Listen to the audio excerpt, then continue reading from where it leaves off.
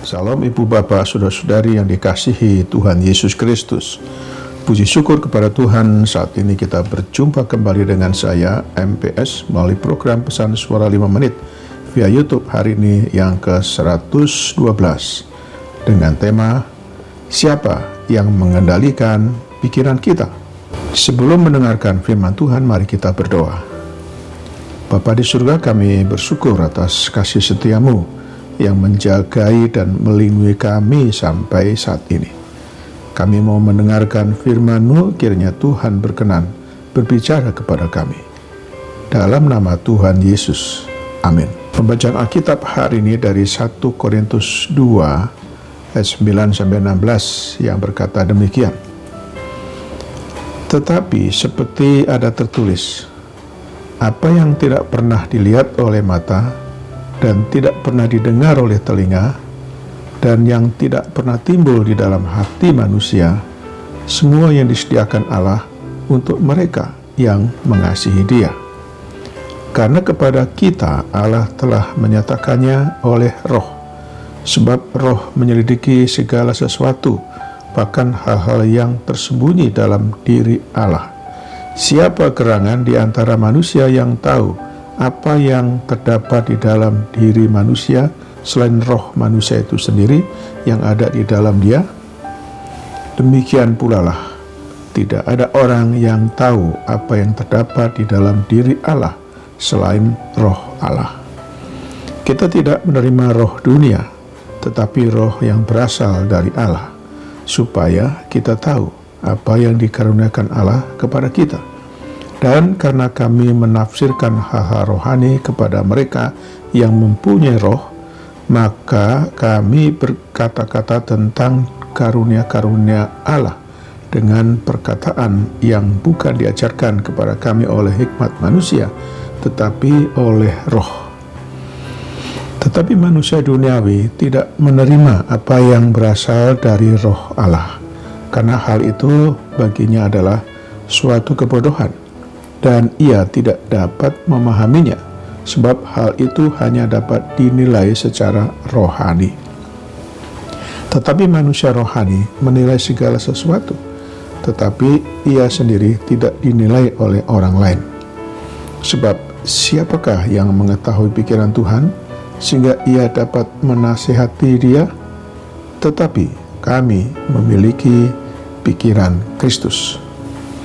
Etnas ayat yang ke-16b. Demikian.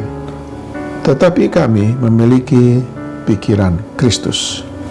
Ibu bapak, saudara-saudari yang dikasihi Tuhan, apa saja dari kehidupan kita yang harus dikendalikan sepenuhnya oleh Kristus? Pertama adalah pikiran kita. Pikiran adalah aset yang sangat penting dalam kehidupan seseorang.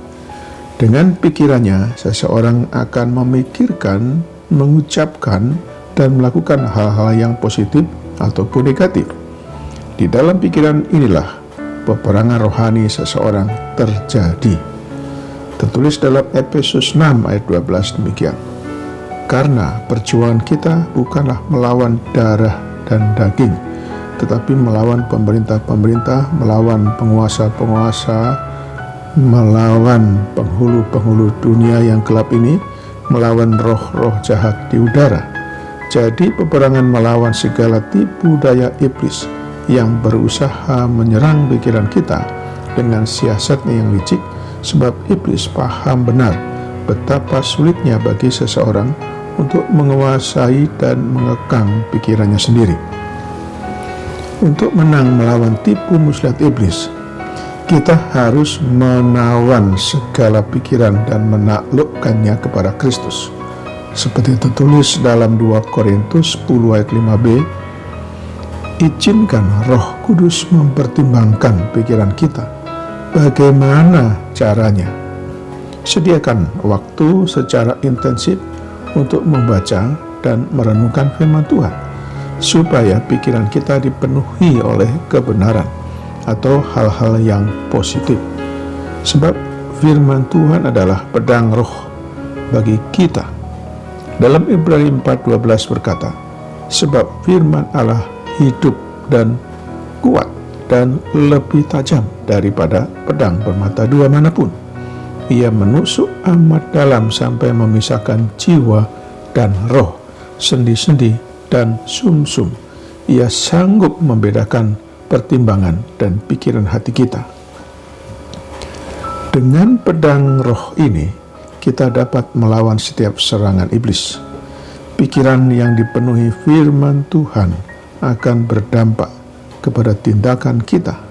Sebaliknya, pikiran yang dipenuhi hal-hal negatif akan memaksa kita untuk melakukan seperti yang diinginkan oleh pikiran itu. Rasul Paulus menasihati dalam Efesus 4:23 demikian, supaya kamu dibaharui di dalam roh dan pikiranmu, sehingga pikiran kita tetap dalam keadaan bersih, sebab selama kita masih hidup di dunia ini, pikiran kita masih bisa terpengaruh dan tergoda oleh apa yang ada di dunia ini, dan tubuh kita pun akan menjadi fasilitator untuk mengerjakan segala hal yang diinginkan dan diperintahkan oleh pikiran.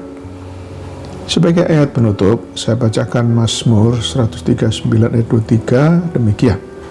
Selidikilah aku ya Allah, dan kenalah hatiku. Ujilah aku dan kenalah pikiran-pikiranku. Kiranya anugerah Tuhan tercurah atas kita.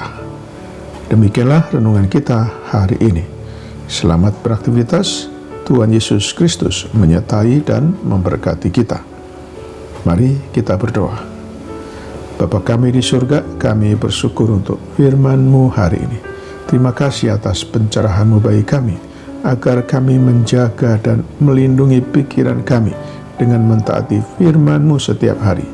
Ya Roh Kudus, perbaharuilah hati dan pikiran kami. Sekarang kami berdoa bagi saudara-saudara kami yang sakit, yang sedang dirawat di rumah atau di rumah sakit.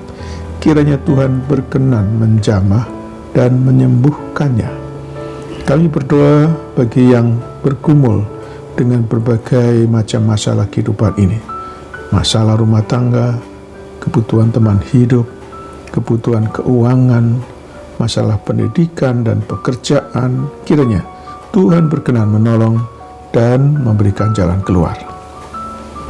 Kami berdoa bagi korban bencana alam, gempa bumi di Cianjur dan daerah-daerah yang lainnya di Jawa Barat, banjir, tanah longsor dimanapun, bahkan gunung meletus, Gunung Semeru. Kiranya Tuhan menghibur dan menguatkan mereka yang menjadi korban. Kami berdoa bagi pemerintah, aparat keamanan, para relawan, dan para donatur. Kiranya Tuhan berkenan memberkati mereka. Berkatilah seluruh aktivitas kami hari ini ya Tuhan. Dalam nama Tuhan Yesus Kristus yang telah mengajarkan, kami berdoa. Bapa kami yang di surga, dikuduskanlah nama-Mu. Datanglah kerajaan-Mu, jadilah kehendak-Mu di bumi seperti di surga. Berikanlah kami pada hari ini makanan kami yang secukupnya, dan ampunilah kami akan kesalahan kami, seperti kami juga mengampuni orang yang bersalah kepada kami. Dan janganlah membawa kami ke dalam pencobaan, tetapi lepaskanlah kami daripada yang jahat, karena Engkaulah yang mempunyai kerajaan dan kuasa dan kemuliaan sampai selama-lamanya. Amin. Sekarang terimalah berkat dari Tuhan. Tuhan memberkati engkau dan melindungi engkau. Tuhan menyinari engkau dengan wajah-Nya dan memberi engkau kasih karunia. Tuhan menghadapkan wajah-Nya kepadamu dan memberi engkau damai sejahtera.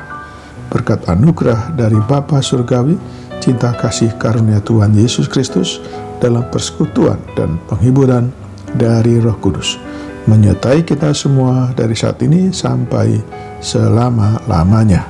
Amin. Sampai jumpa.